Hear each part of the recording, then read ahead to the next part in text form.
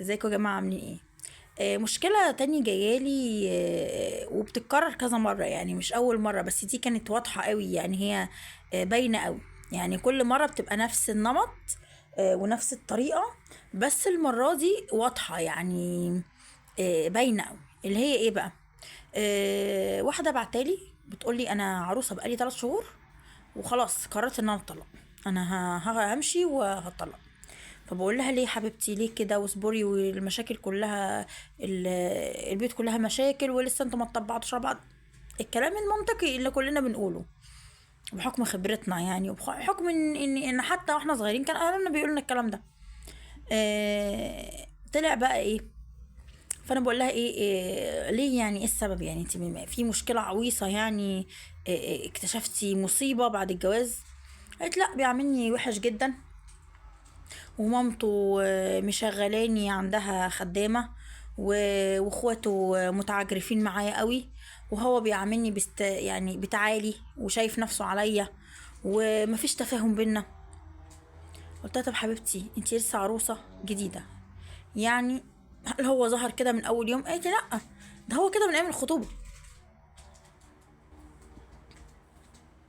اللي هو كده من ايام الخطوبة؟ طب لما هو كده من ايام الخطوبة اتجوزتيه ليه؟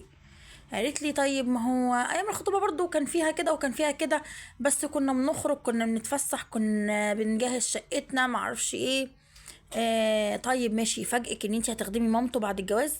لا، مامته كانت على طول تلمح بالموضوع دوت، وكانت على طول تقول انت هتبقي معايا، انت هتبقي حبيبتي يا مرات ابني، انت هتبقي على طول معايا يا مرات ابني، انت اللي هنفطر مع بعض الصبح، احنا اللي هنعمل مش عارفه ايه.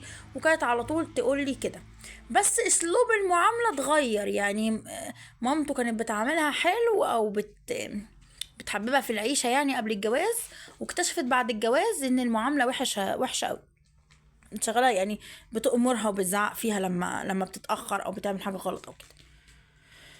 طيب هو كان ودود وطيب وحنين وكل حاجه، وفجأة اتغير، بقى بيتعالى عليكي وبقى وحش معاكي وكده؟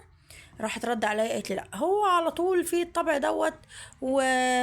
وكان باين، وكنت كذا مرة هسيبه وارجع تاني اقول لا، ويتأسف لي ويعتذر، ومجرد ما نتصالح يرجع تاني لنفس الطبع ويهملني فهي 3 شهور متجوزة يا عيني، ولسه ومش قادرة تعيش. السؤال هنا، انتوا بتعملوا في نفسكوا كده ليه يا بنات؟ يعني انا كذا مره حد يكلمني نفس الموضوع، بس بتبقى بقى لها سنه، بتبقى بقى لها سنتين. انا اللي حزني على البنوته اللي بتتكلم انها بقى لها 3 شهور، ولدرجه انها مش قادره تستحمل. طيب لما بتبقى الموضوع باين من اوله، لما بيبقى الموضوع باين من اوله بالشكل دوت، بت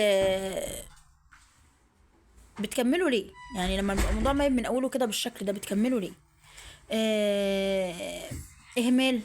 الست بتلمح لك طول الوقت وبتقولها لك صريحة ان انت هتبقي معاها طول الوقت، وهتاكلوا وهتشربوا وهتعملوا كل حاجة مع بعض. بيبقى عندك امل انه يتغير بعد الجواز؟ بالعكس، ده اللي هو الحلو بيبقى وحش بعد الجواز. فما تنتظريش من الوحش انه يبقى حلو، لا، الوحش هيزداد وحاشة، هيبان على حياته اكتر.